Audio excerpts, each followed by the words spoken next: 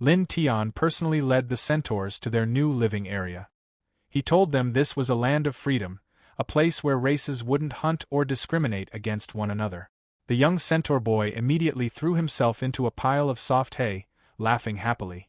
After spending so long running and hiding, simply having a safe place to sleep felt like a luxury. Vienna and the other centaur warriors lowered their heads and thanked him sincerely. Lin Tian responded with his usual calm attitude. He reminded them not to forget the agreement they had made and informed them that food would be delivered soon.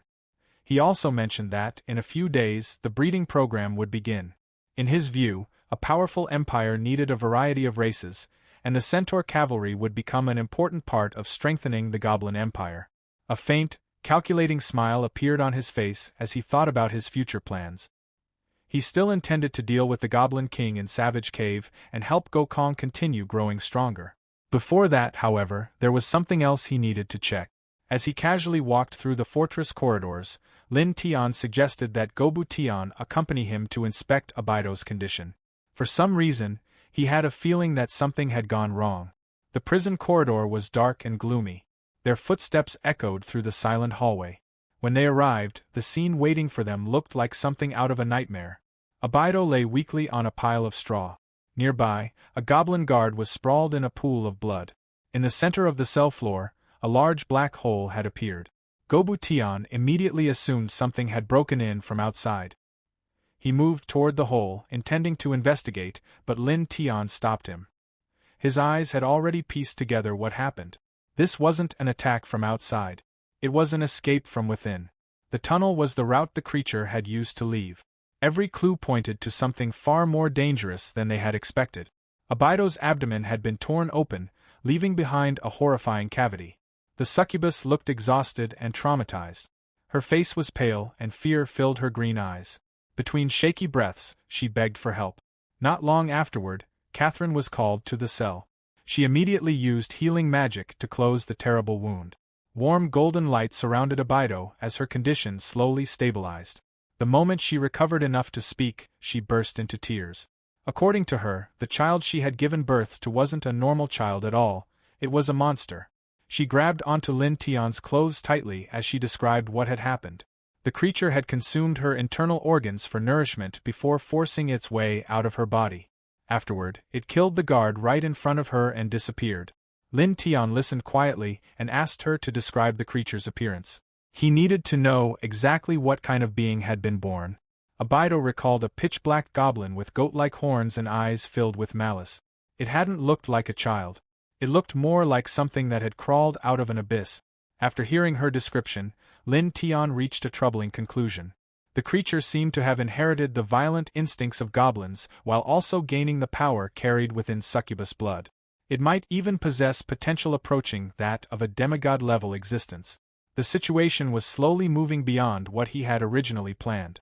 In his mind, he pictured a dark-horned monster growing stronger by endlessly devouring everything around it.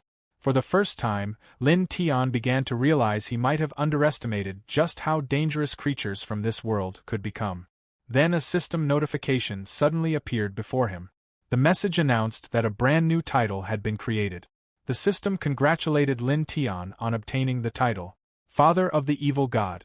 Along with the title came a reward of 100 life points. More importantly, the notification confirmed the truth. The child that had just been born was far more extraordinary than anyone had imagined. Lin Tian found the new title both ridiculous and a little embarrassing. A goblin king suddenly becoming the father of the evil god was not something he had ever expected. Still, he quickly pushed those thoughts aside. After all, the title also represented a unique achievement. Not everyone could honestly claim they were the father of an evil god. Before leaving, Lin Tian ordered his subordinates to keep a close watch on Abido and the tunnel. If the creature ever returned, he wanted to know immediately. With that, he left the gloomy prison area behind and continued inspecting his territory. Morning sunlight spread across the city as it buzzed with activity. As Lin Tian walked through the streets, people greeted him with cheers and words of praise. Their loyalty no longer came solely from fear. Many were genuinely grateful for the stable life the Goblin Empire had given them. Vienna watched the scene with surprise. She asked why the humans living there didn't seem afraid of a goblin ruler. Lin Tian calmly replied that when people were treated fairly, fear naturally faded away. His answer left her thoughtful. The scale of the empire and the loyalty he inspired were far beyond what she had expected. To her, Lin Tian no longer seemed like an ordinary goblin. He carried himself like a true emperor. Curious, Vienna asked about his ultimate goal. She felt his ambitions were clearly much bigger than simply eating well and producing descendants like most goblins. Lin Tian looked at her and said his dream was actually the same as hers. The answer caught her off guard. Seeing her confusion, he asked whether she didn't want the centaur race to become a respected people instead of a race looked down upon by others. His words struck directly at her deepest feelings.